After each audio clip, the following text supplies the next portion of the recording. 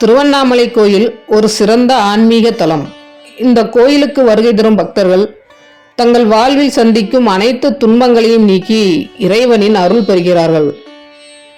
பஞ்சபூத தலங்களில் அக்னி தலமாக விளங்குவது திருவண்ணாமலை அருணாச்சலேஸ்வரர் திருக்கோயில். இக்கோயிலுக்கு ஏராளமான பக்தர்கள் வந்து செல்வது வழக்கம். திருவண்ணாமலையில் அமைந்திருக்கும் மலையையே சிவபெருமானாக வழிபடுவதால் இந்த மலையை பௌர்ணமி நாட்களில் லட்சக்கணக்கான பக்தர்கள் கிரிவலம் வருவார்கள். பௌர்ணமி அன்று சந்திர பகவானின் ஆளுமை முழுமையாக இருக்கும் நாள்.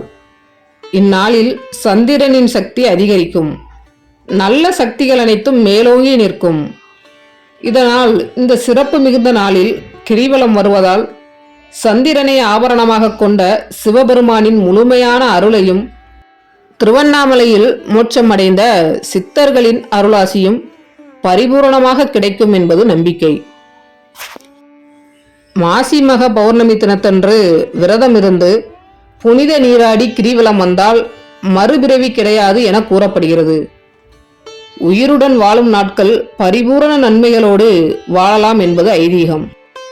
அதே சமயம் பௌர்ணமி தினத்தன்று மட்டும்தான் கிரிவலம் வர வேண்டும் என்ற அவசியம் இல்லை. வருடத்தில் 365 நாட்களும் கிரிவலம் வரலாம். ஞாயிற்றுக்கிழமை கிரிவலம் சிவலோக பதவியை தரும். திங்கட்கிழமை கிரிவலம் இந்திர பதவி தரும். செவ்வாய்க்கிழமை கிரிவலம் வருவதால் கடன் மற்றும் வறுமைகளை போக்கும். புதன்கிழமை கிரிவலம் கலைகளில் தேர்ச்சியையும் முக்தியையும் தரும். வியாழக்கிழமை கிரிவலம் ஞானத்தை தரும். வெள்ளிக்கிழமை கிரிவலம் வைகுண்ட பதவியை தரும். சனிக்கிழமை கிரிவலம் வருவதால் பிறவி பிணிகளை போக்கும். அஷ்டமி தினத்தன்று கிரிவலம் வந்தால் நம்மிடம் இருக்கும் தீய வினைகள் நீங்கும் என்பது ஐதீகம். கிரிவலம் செல்லும் போது அன்னதானம் செய்வதென்பது மிகவும் சிறப்பான ஒன்று. அனைத்து உயிரினங்களுக்கும் தானம் செய்தால் சித்தர்களின் ஆசிகளை பெறலாம் என கூறப்படுகிறது.